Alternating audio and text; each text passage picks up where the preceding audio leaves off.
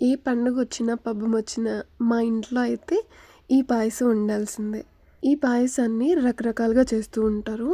ఒట్టి సగ్గుబియ్యం మాత్రమే వేసుకొని చేసుకుంటారు. లేదంటే ఒట్టిగా ఇలాగా సేమ్యా మాత్రమే వేసుకొని చేసుకుంటారు. కానీ మేమేం చేస్తామంటే సగ్గుబియ్యం అండ్ సేమ్యా 2 కలుపుకొని చేస్తామనమాట. టేస్ట్ చాలా బావుంటుంది. సో, ఇప్పుడైతే తయారీ విధానం చూసేద్దాము. పక్కాగా రావాలి అని అనుకుంటే కొంతమందికి తెలియదు కదండీ! సో, అందుకనే చెప్తున్నాను.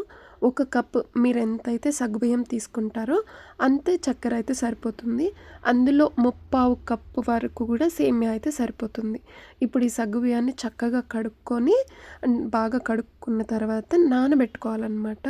ఇంకొక 2 కప్పులు నీళ్ళేసేసుకొని, తర్వాత ఒక గిన్నెలో పాలు తీసుకోవాలి. నేనైతే హాఫ్ లీటర్ తీసుకున్నాను. కంప్లీట్ టోన్డ్ మిల్క్ అయితే తీసుకున్నాను. తర్వాత ఆ పాలు కాగేలోపు పక్కన ఇంకొక ప్యాన్ పెట్టుకొని, ఫ్రై ప్యాన్ పెట్టుకొని, అందులో ఒక టేబుల్ స్పూన్ వరకు అంటే కొంచెం పెద్ద గరిట నెయ్యి తీసుకొని, అందులోనే బాదం పప్పు, జీడిపప్పు, ఎండు కొబ్బరి వేసుకొని వేపుకోవాలనమాట. ఇందులోనే కిస్మిస్ కూడా వేసుకోవాలి. కాకపోతే ముందే వేయలేదు. ఎందుకంటే అవి మాడిపోతాయి. ఈజీగా ఏగుతాయనమాట. సో, ఫైనల్‌గా అంటే అవి బాగా వేగొచ్చినప్పుడు ఇవి గనక వేశారనుకోండి, అన్నీ ఒకేసారి కలిపి తీసేసుకోవచ్చు. వీటన్నిటిని పక్కన పెట్టుకొని, ఇప్పుడు అదే ఫ్రై ప్యాన్‌లో ఏదైతే సేమ్యా అనుకున్నామో, ఆ సేమ్యా వేసుకొని లైట్‌గా చాలా దోరగా వేపుకోవాలి. లైట్ గోల్డెన్ బ్రౌన్ వచ్చేంత వరకు వేపుకుంటే సరిపోతుంది. లేదు కొంచెం ఎక్కువ వేగినా సరే కొంచెం మాడు వాసనలాగా వస్తుందనమాట. సో, చూసారు కదా! ఈ టైంలో స్టవ్ ఆఫ్ చేసుకోవాలనమాట.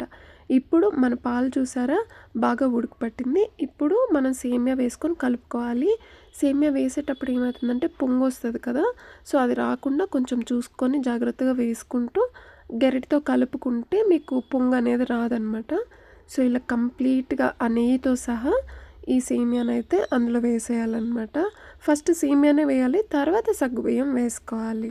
బాగా కలుపుకొని ఒక 2 నిమిషాలు ఉంచిన తర్వాత సగ్గుబియ్యం కూడా వేసేసుకోవాలనమాట. బాగా నానిపోయి ఉంటాయి. సగ్గుబియ్యం ఉబ్బిపోయి ఉంటాయి. ఆ వాటర్‌లో నానతాయి కదా!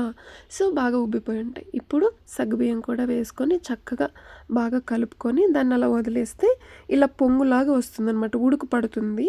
సో, ఏంటంటే మీకు ఈజీగా త్వరగా అయిపోతుంది. సగ్గుబియ్యం నాని ఉండడం వల్ల మీకు త్వరగా ఉడుకుతుంది. సేమియా అయితే మీకు మంచిగా ఉడికిపోతుంది ఫస్టే. 2 కలిపి వేసిన తర్వాత కనీసం ఒక 15 నిమిషాలైనా సరే బాగా కలుపుకోవాలి. అడుగంటకుండా అప్పుడప్పుడు కలిపెట్టుకుంటూ ఉండాలండి. లేదంటే అడుగనేది పేరుకొని పోతుంది. ఆ పాలదంతా ఉంటది కదా! సో, అడుగంటే ఛాన్సెస్ ఎక్కువుంటాయి. బాగా ఉడికిన తర్వాత అంటే 15 నిమిషాలు అయిపోయిన తర్వాత చక్కెర ఎంతైతే మనం సగ్గుబియ్యం తీసుకున్నామో అంతే క్వాంటిటీ తోటి చక్కెర కూడా తీసుకోవాలనమాట. చక్కెర తీసుకొని ఫ్లేమ్ అనేది సిమ్‌లో పెట్టుకోండి. ఇప్పుడు చక్కెర వేసేటప్పుడు బాగా కలుపుకోవాలనమాట. అందుకని నేను సిమ్‌లో పెట్టాను. మీకు అందుకని ఉడుకనేది కనిపించట్లేదు. సో, చక్కెర వేసుకున్న తర్వాత మళ్ళీ మీరు కావాలంటే మీడియం ఫ్లేమ్‌లో పెట్టుకోవచ్చు. సో, ఈ చక్కెర కరిగిపోయేంత వరకు కూడా ఉంచాలనమాట. బాగా కలుపుకుంటూ ఉండాలి అడుగంటకుండా. ఫైనల్‌గా కాస్తంత అప్పటికప్పుడు దంచుకున్నటువంటి ఇలాచీ ఉంటది కదా! యాలుక్కాయలు. సో, ఆ పౌడర్ అయితే వేసుకోవాలి. మీ దగ్గర పొడి ఉంటే అది కూడా వేసుకోవచ్చు. అప్పటికప్పుడు దంచుకుంటే ఏంటంటే ఆ ఫ్లేవర్ బావుంటుంది. ఇప్పుడు చివరగా మీరు ఏదైతే పక్కన పెట్టుకున్నామో ఇందాక మనం డ్రై ఫ్రూట్స్ ఉన్నాయి కదా! అవన్నీ కూడా వేసుకొని కలుపుకోవాలి. అంతేనండి.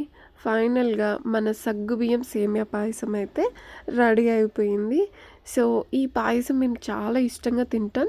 ఓన్లీ సగ్గుబియ్యం కూడా ఎక్కువ షుగర్ వేయకుండా బెల్లంతో కూడా చేసుకొని రెగ్యులర్‌గా తాగుతూనే ఉంటామనమాట. సగ్గుబియ్యం అనేది చాలా మంచిదండి. ఒంటికి చలవ చేస్తుంది. మీరందరూ కూడా పండగ మంచిగా జరుపుకోవాలని కోరుకుంటూ అందరికీ మకర సంక్రాంతి శుభాకాంక్షలు. మళ్ళీ ఇంకొక మంచి అండ్ ఈజీ రెసిపీతో మీ ముందుకొచ్చేస్తాను.